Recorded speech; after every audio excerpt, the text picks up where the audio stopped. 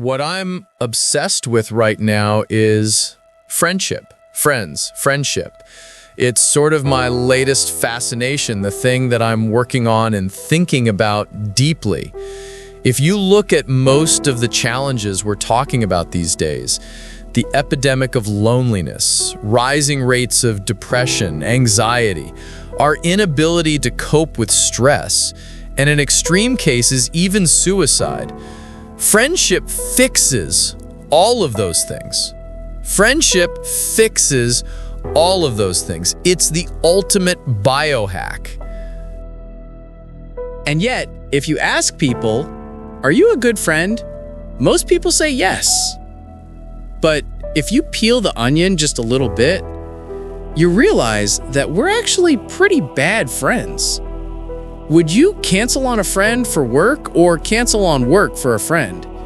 Oh, but my friends will understand, we say. And pretty quickly, you realize we're not very good at communicating. If you're having trouble in your marriage, if you have a fight, if there's a violation of trust, you try to talk it out. You work on it. You sit in the mud together. You go to therapy. You try very hard to make the relationship survive. But if you have a huge fight with a friend, or there's a violation of trust, we just abandon them. We don't do friend therapy to save a friendship. Why not? And one of the reasons I talk about this is that as adults, we're struggling with friendship.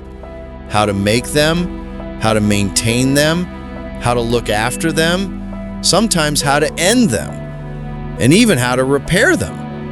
We're bad at it as adults.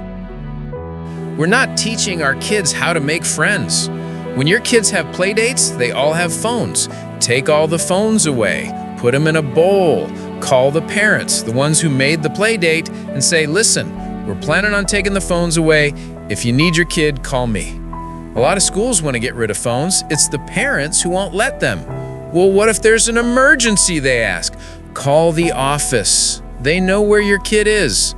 Old school, right? The old systems work. One of the things that I'm very afraid of is that even while we're struggling, we're not teaching our kids how to relate to each other, how to have fights, how to resolve them, how to repair, and how to make friends.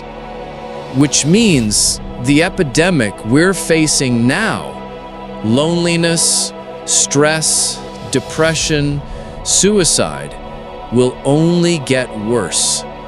And our children will be the ones struggling even more than we are.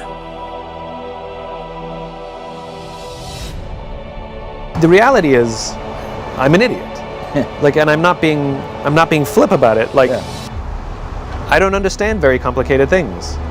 And so I ask a lot of questions so that the person who's telling me something complicated, who's talking in terms as if I understand them, Sure. finance or neuroscience, I don't know what you're talking about. Right. And I ask enough questions just so that I understand it. So is what you're saying this? No, that's not what I'm saying. Well, what are you? So I'll give you a perfect example. So a long time ago, I had a client. They were a public company, and they brought me on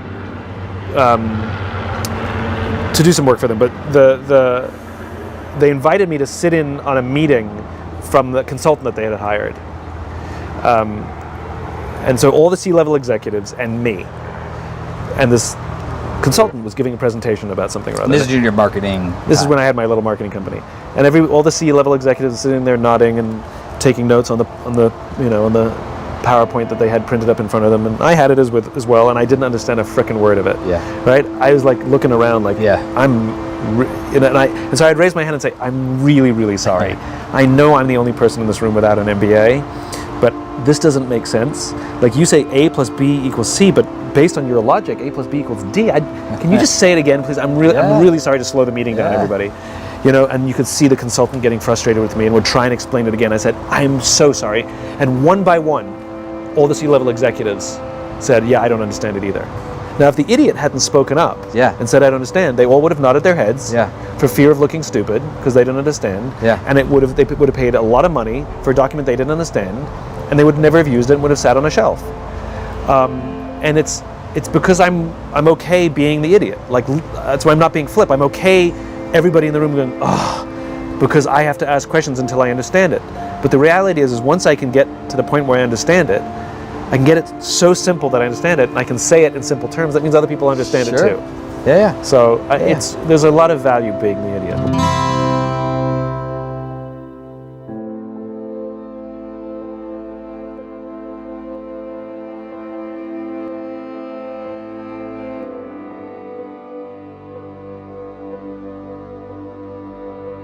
Look, human beings, we can't help ourselves but compare ourselves to others.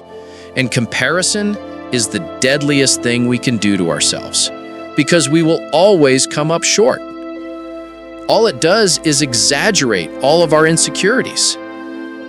It's okay to enjoy other people's success, but let them live their lives and you live yours. Oh, and by the way, they're curating their social media. That's not really their life. You're making decisions based on how you feel, based on their curated reality. I've talked to so many people. For example, I know someone who's out of work and really depressed, and yet she goes out, does all these things, posting as if she has this amazing, successful life. She may be making decisions based on what her friends are doing. And who knows what kind of weird, twisted, exaggerated circle of depression this is creating. So, go back to the rules of the infinite game. Your friends are there to admire. Your friends are there to say, I'm so happy for them. What can I learn from what they're doing? I'll give you an example, because we can all fall into this trap. In my business, authors and speakers, we all compare ourselves to each other. Sometimes it gets silly. I used to go on Amazon to check the rankings of my books, just to see that I still have a job. And there was this one author whom I hated for no reason. He's very smart, his work's incredibly good, he's well respected, and I respect him, but I hated him. I'd check his rankings all the time. When I was ahead, I'd think, yes. And when he was ahead, I'd think, ugh. It drove me crazy, this weird, abstract competition. Same thing, right? For me, it was Amazon rankings. For others, it's social media likes. Anyway, we were at an event together, being interviewed on the same stage. The interviewer decided we should introduce each other. I went first. I looked at him and said, "You make me very insecure, because all of your strengths are all of my weaknesses. And every time I see you do well, it just reminds me what I'm bad at." He turned to me and said, "Funny, I feel the same way about you." And now, we love each other. Because I realized he's really good at what I'm bad at. By getting to know him, by learning to love him, I've started to get better at those things.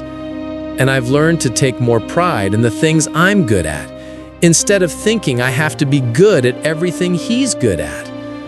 It's healthy to grow our own strengths, rather than be intimidated by the strengths of others.